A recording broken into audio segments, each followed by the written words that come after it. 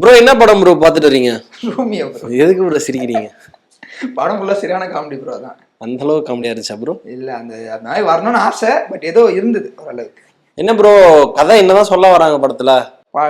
தமிழ் சினிமாவில் இது வரைக்கும் பார்க்காத கதை. ஓகேங்களா, 35 வயசு ஒரு பையன் அவனோட லவ் பண்ண வேண்டிய காலத்திலலாம் வந்து குடும்பத்துக்காக பயங்கரமாக உழைச்சிட்டு லவ் பண்ணலான்னு வரும்போது லவ் எதுவுமே செட் ஆகல. இருந்தாலும் லவ் பண்ணி தான் கல்யாணம் பண்ணணும்னு வைராக்கியத்தோடு இருக்கான் இவன் ஒரு பக்கம்.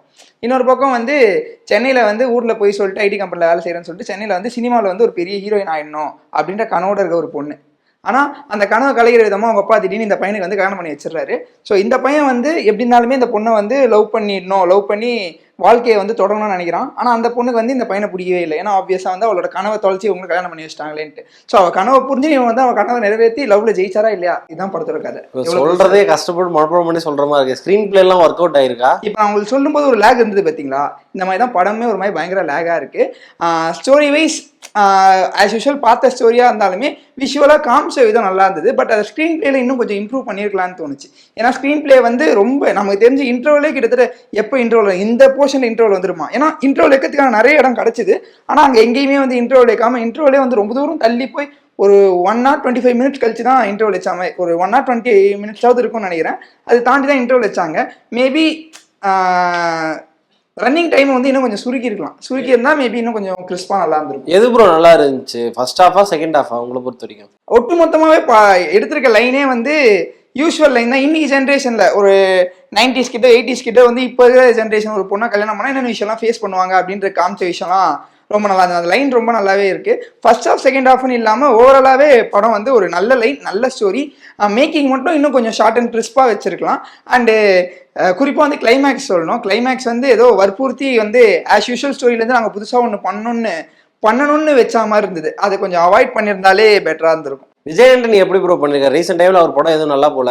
இந்த படம் ரீசெண்ட் டைம்ஸ் அதான் நம்ம இந்த படத்துலையுமே வந்து குறை சொல்றதுக்கு நிறைய விஷயம் இருந்தாலுமே ஒரு ஆக்டராக விஜய் ஆண்டனி வந்து இதுலையுமே வந்து அவரோட 100% கொடுத்துருக்காருன்னு தான் சொல்லணும். ஏன்னா வந்து ஒரு 35 வயசு ஆளு அவங்க வீட்டிலேயே இந்த மாதிரி ஒரு பொண்ணு வந்து கல்யாணம் பண்ணி வச்சிட்டாங்கன்னா டக்குன்னு புரிஞ்சிக்க முடியாது இந்த மாதிரி விஷயங்கள்லாம். அது எப்படின்னும் போது அதை ரிலேட் பண்ணிக்க முடியுது நிறைய இடத்துல.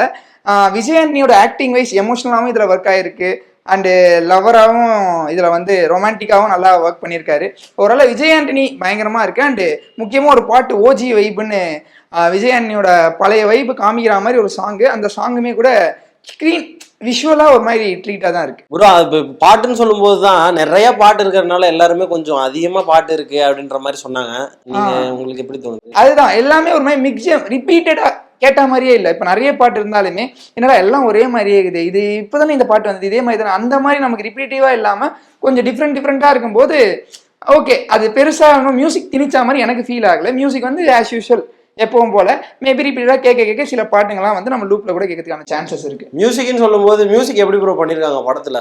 மியூசிக்கை பொறுத்த வரைக்கும் ரொம்ப ஓஹோ அப்படின்னு சொல்கிற அளவுக்கும் இல்லைப்பா மியூசிக் அந்த அளவுக்குலாம் பெருசாக இல்லைப்பா அப்படின்னு மட்டமாக சொல்கிற அளவுக்கும் இல்லை.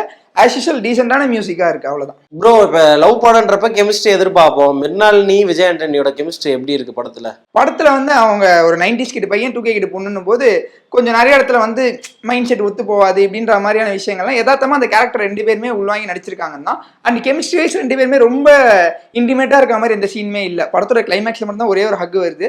ஸோ அதனால் பார்க்கும்போது கெமிஸ்ட்ரி பெருசாக ஒர்க் அவுட் ஆயிருக்குன்னு சொல்ல முடியல. பட் 2 கேரக்டருமே வந்து அந்த 2 பேருமே வந்து கரெக்டாக பண்ணியிருக்காங்கன்னு தான் சொல்லணும்.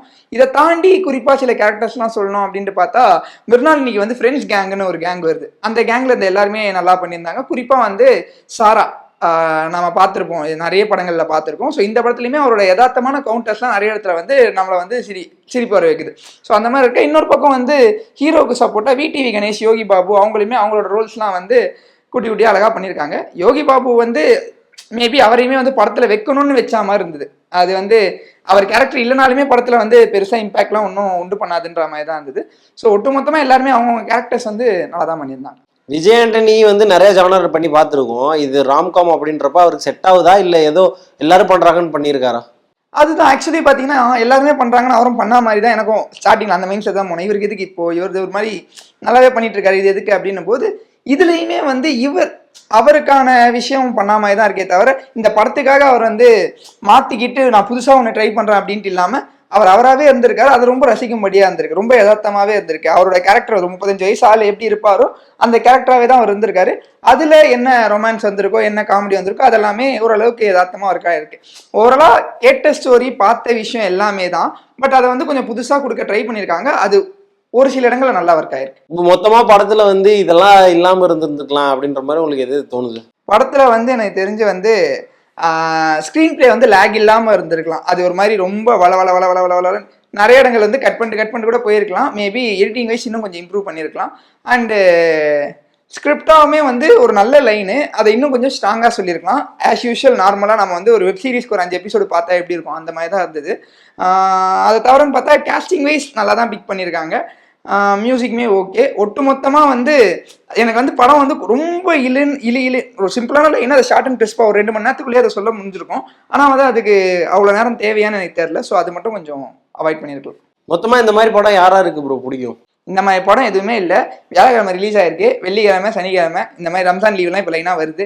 ஸோ லீவுக்கு வந்து வீட்டில் எல்லாருமே போய் ஜாலியாக கொஞ்சம் பார்த்துட்டு வரலாம். ஒரு 3 மணி நேரம் வந்து தேட்டரில் ஸ்பெண்ட் பண்ணிட்டு வரலாம்னா அவங்களாம் போகலாம். அதை தவிர இந்த குடும்பத்தோட போய் பார்க்கலாம், எல்லாருமே தான் பார்க்கலாம். குறிப்பாக இவங்க பார்க்கக்கூடாது அவங்க பார்க்கக்கூடாது அந்த மாதிரிலாம் எதுவுமே இல்லை. ஆஸ் யூஷுவல் எல்லாருமே பார்க்கக்கூடிய படம். எனக்கு தெரிஞ்சானா ஒரு வாரம் தாக்கு பிடிச்சதுனாலே பெரிய விஷயம். Okay bro, thanks bro. Thank you.